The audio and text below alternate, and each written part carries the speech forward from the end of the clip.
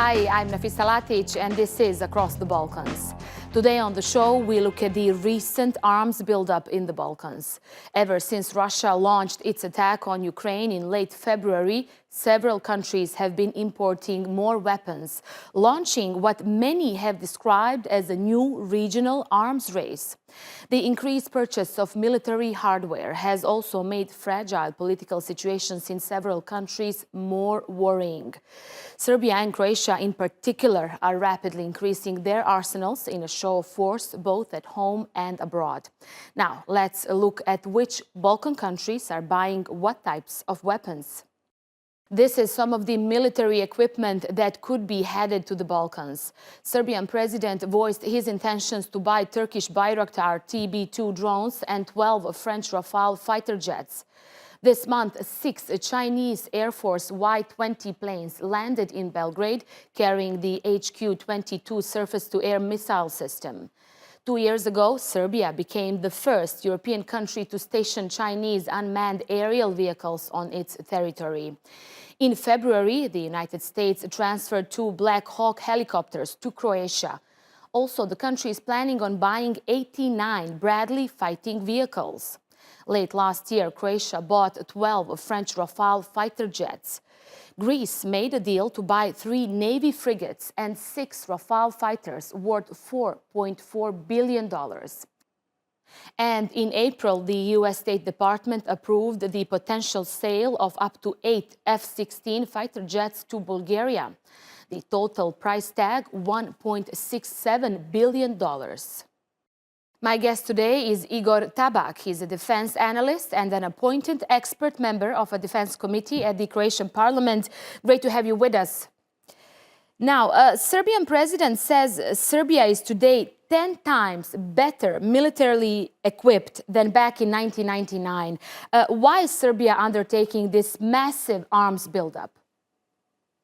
Well, you have to regard everything that the official Belgrade says with so to say, with a grain of salt. It's mostly for internal political needs.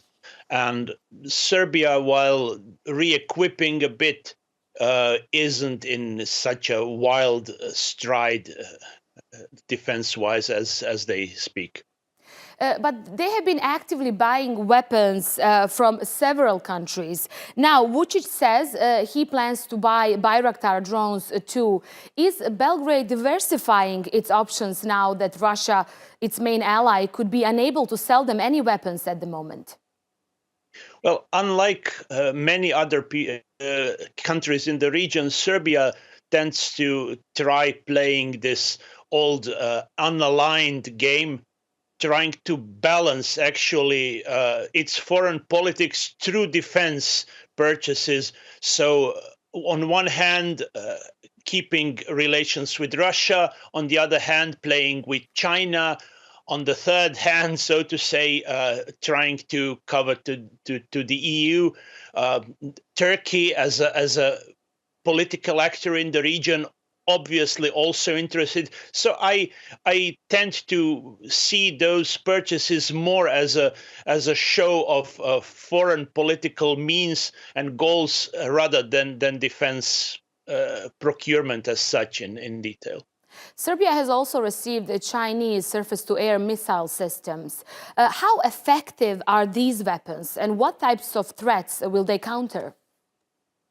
They bought the air defense system, actually Chinese further development of the Russian S-300 system. And as being the first buyers in Europe and first actually in this hemisphere, it's quite hard to judge the real efficiency of this system, as it hasn't been battle tested yet anywhere. Allegedly, it's quite good, according to the seller's advertisements, but it remains to be seen. Croatia, your country, has also been increasing its arsenals too. Are we witnessing an arms race between Croatia and Serbia at the moment? You have to bear in mind that Croatia is part of NATO, as well as the European Union.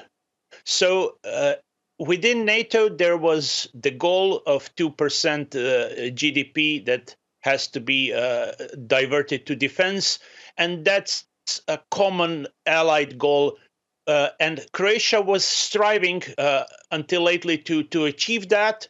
We did that with the purchase of Rafale fighter aircraft from France last year. So Croatia is rearming. It's actually trying to retain the capabilities that we already have. And this kind of defense procurement isn't actually very unusual in the region. Our neighbor Hungary has been rearming significantly. Bulgaria and Romania also bought fighter aircraft. So there has been a stride within NATO to rebuild its defense capabilities. And what about Bosnia? Bosnia is lagging behind when it comes to defense spending. Could this trend impact its current political crisis, where calls for independence are coming from the Republika Srpska and Milorad Dodik? We know he wants to divide one of the rare united institutions in Bosnia, and that is the army. I guess the Bosnian situation is somewhat peculiar. It's different from all the other countries in the wider region. On one hand, they regard the developments around them, the neighbors doing whatever they do.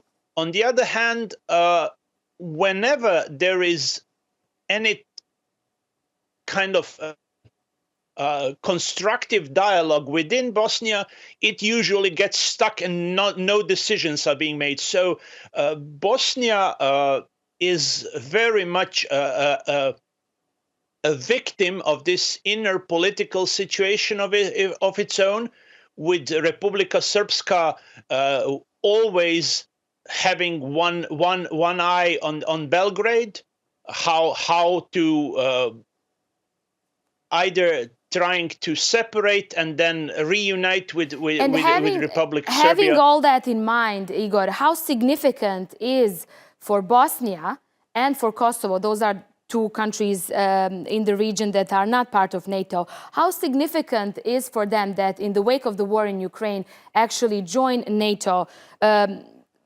Besides Serbia, they are the only one left there standing. I don't think that joining NATO is realistic.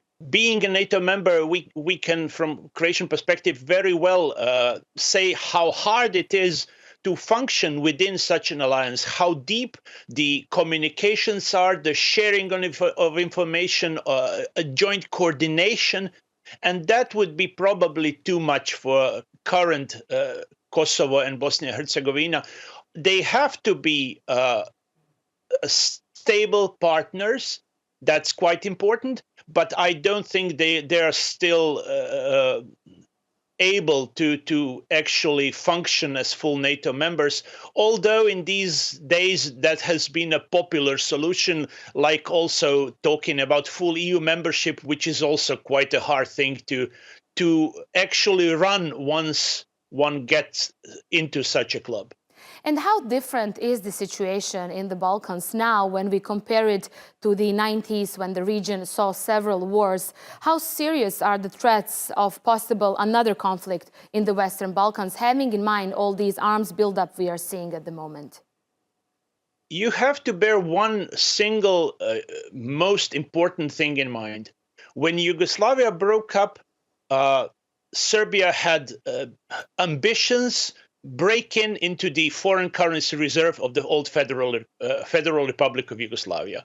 So they managed to appropriate the whole foreign currency reserve of the former federation, and then use them more or less entirely for their wars.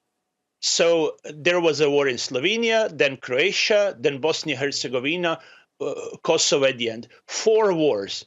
Today, there is no spare cash just laying around to be spent on a serious war, and that's true not only for Serbia but for all the countries in the region.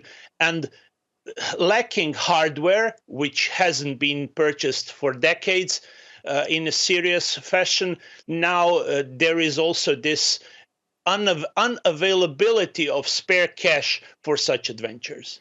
A couple of weeks ago, a Soviet drone crashed in Zagreb and exploded. Now, this created a lot of confusion, and we still don't know what happened and who sent this drone. Why do you think Croatian authorities are finding it so difficult to answer these questions?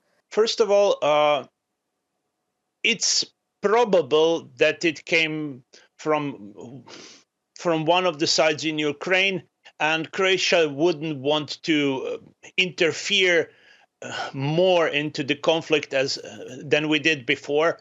That's one thing. On the other hand, Croatia isn't, so to say, a frontline state to the war in Ukraine. So there is a layer of partner states, NATO members, EU members like us, that their airspace has been traversed by this drone. And actually, somehow we expected them to react much sooner than they did, so that the drone wouldn't actually reach so far from the Ukrainian borders.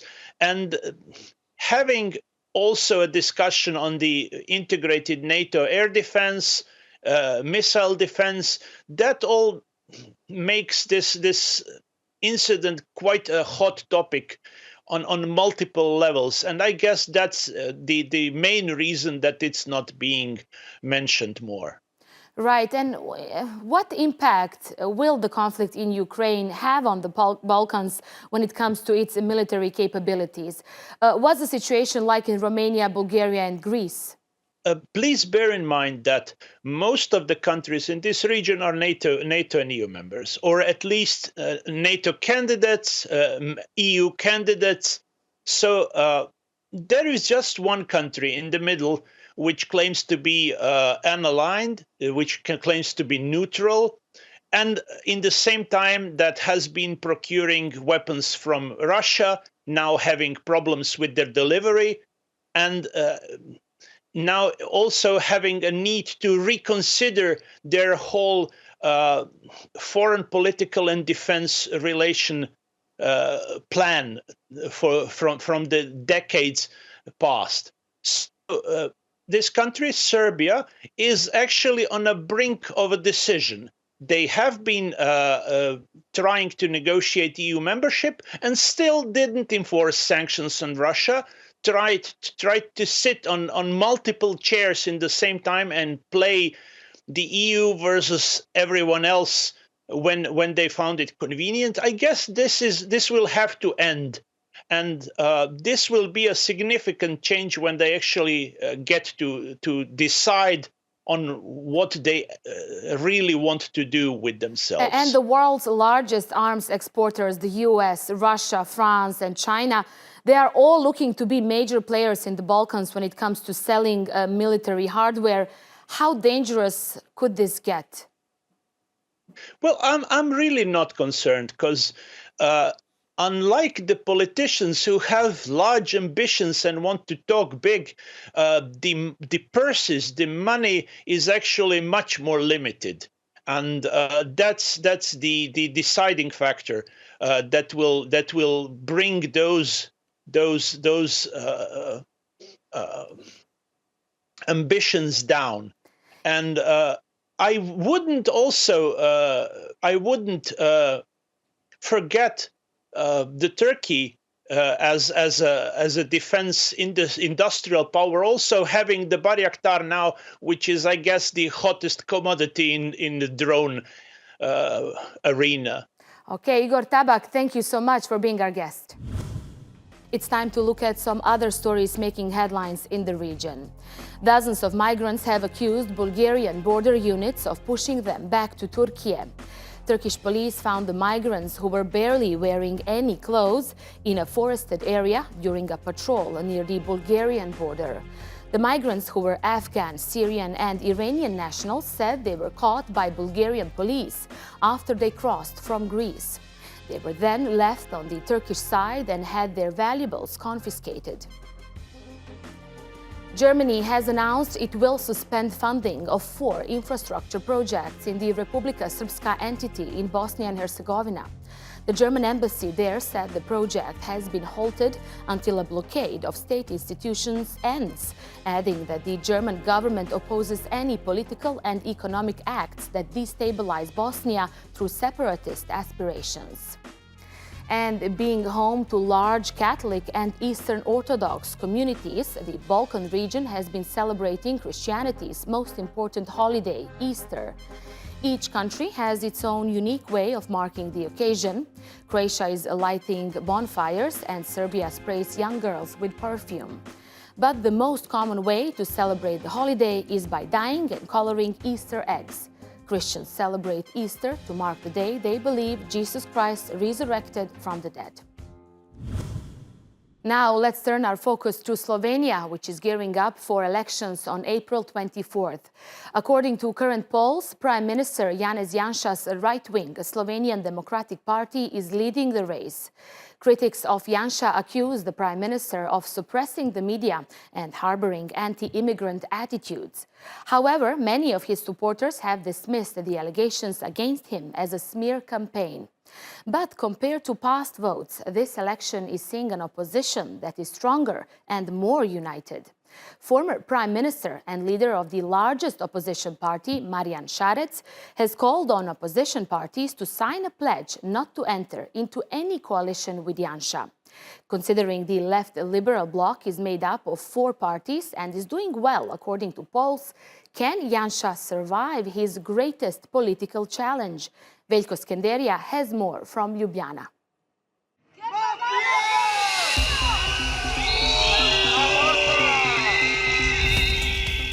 This is how Slovenian Prime Minister Janez Janša's critics see him. To them, Janša is a suppressor of free media, a right-wing autocrat who curbs democratic freedoms, and a man at the head of corrupt octopus whose long tentacles reach into all areas of Slovenian society. Bilo je korupcije u Sloveniji kao i drugim državama pod svim vladama, i lijevim i desnima, ali to što je ta ogromna razlika je to da Janša očigledno, i to je bilo jasno već u prvih tjedan, 14 dana poslije toga kad je preuzeo vlast, ima jasan plan da preuzme sve institucije u državi i da ometa osnovne demokracije, osnovne vladavine prava i, kako se kaže, podjele vlasti na različite sektore. To je bilo jasno. This is a scene that plays out every week.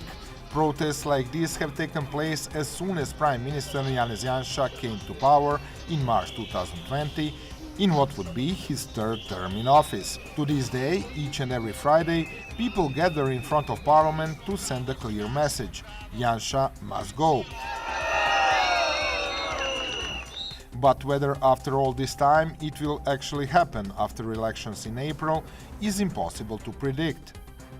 Although accused of populism, autocracy, suppressing of civil freedoms and xenophobia, Prime Minister's party continued to be popular with the voters. However, people who gather here stay determined. Friday protests will continue at least until the elections and until actual democracy is established in Slovenia. So it won't be a big surprise if we find them here even after the April. Because despite all the anger and accusations, Janez Janša is holding strong. Right now, his party is actually the strongest one in Slovenia.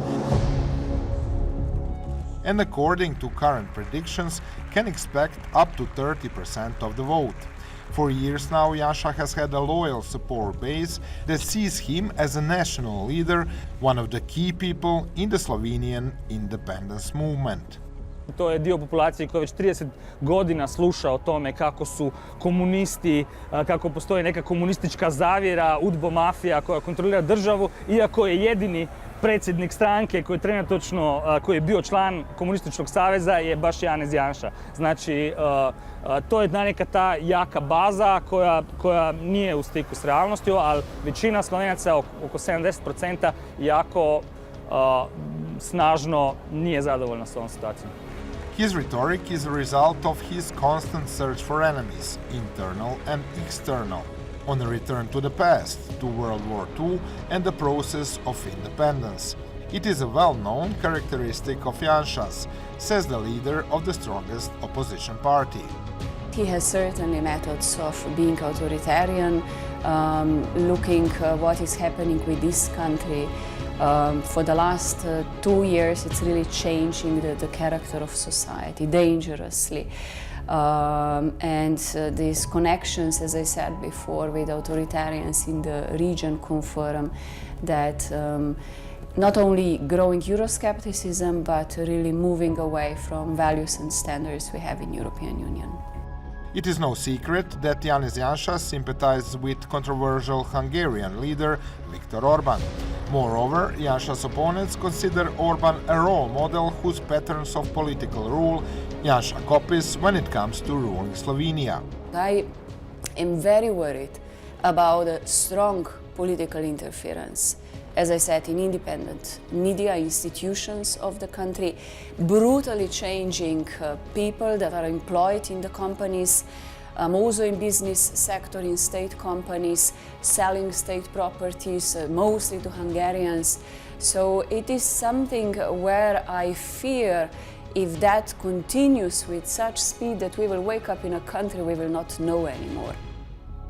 Janez Janša, once a journalist with the iconic progressive magazine Mladina, now sees the free mainstream media as his biggest enemy, an enemy he wants to pacify by taking a page out of Hungary's script, claims Slovenian Journalist Association. Vemo, da je eno leto ni financirala slovenske tiskovne agencije. Zelo v začetku nastopa mandata je želela spremeniti medijsko zakonodajo, tako da bi pridobila nadzor nad predvsem javnimi mediji, tako da ta želja te vlade trenutne, da bi prevzela nadzor nad mediji, je očitna skozi cel mandat. Just like another role model of his, Donald Trump, Janša prefers to share his thoughts with the public via Twitter. Some will even say he runs the country via Twitter. He has referred to members of the delegation of MEPs who assess the rule of law in Slovenia as Soros's mercenaries and to Slovenian journalists as prostitutes. Lately, he has changed that conveniently into prostitutes. Premier je tudi odkrito napadal novinarke, novinarje, medije označeval za nacionalno sramoto, za odgovorne za širjenje epidemije, da lažejo, da so pristranski, tako da lahko ocenjujemo, da je okolje za novinarje in medije v Sloveniji zelo sovražno. Špela says the ruling Slovenian Democratic Party finances so-called alternative media as well as right-wing media content that do not meet the minimum professional standards, including articles published without bylines attacking the party's political enemies, the LGBT community and migrants. However, not everyone agrees with these assessments. Editor-in-chief of Seol, one of the most widely read Slovenian portals, believes that the protests and accusations against the Slovenian Prime Minister are mere propaganda. Zdaj primerjave z Mađarsko so pa popolnoma bedaste. Slovenija ima proporcionalni volilni sistem z velikanskim številom strank, vlade kar naprej propadajo, se menjavajo, tu ni mogoče zelo učinkovito vladati kot na Mađarskem. Primerjave so popolnoma neumne. To bolj neumno ne more biti, niti slučajno. To sami vidimo, se v tem mandatu sta se menjali na dve vladi. Zadnjih 12 let ni bilo nikoli rednih volitev zaradi razpadanja vlad, zdaj bojo prvič, kot kaže. According to Jančić, the Slovenian Prime Minister is first and foremost a man who was a part of coalition that introduced democracy in Slovenia. And all those who resent his lack of democracy are actually abusing democracy in order to stop him. Že na prvem tem protestu, ko novi predsednik vlade še ni bil izvoljen, so tam pozivali, da ga je treba ubiti. Pozneje so mahali z transparenti smrt janšizmu, dalj časa množično natiskanjem. To so znani transparenti, za katerimi stoji levica v Sloveniji, in ti protesti so del kampanje levice ves čas, ki ima nekaj pristašev. Niso pa takšni protesti nič neobičajnega. Gledali smo jih tudi v drugih evropskih državah. Whether or not Janša is good for the country, or if Slovenians have had enough of Janšism, will be decided by them on April 24th. However, what is obvious is that the Slovenian Prime Minister is fostering divisive policies in a traditionally moderate nation. But politics is the art of the possible, and Janša has proved to be a very skilled statesman. After all, he is a man who has been at the helm of the party and at the top of Slovenian politics for roughly 3 decades, certainly not by some accident. Veljko Skenderija for TRT World, Ljubljana, Slovenia. We'll continue to follow the political situation in Slovenia. Thanks for watching this episode of Across the Balkans. See you next time. Bye-bye for now.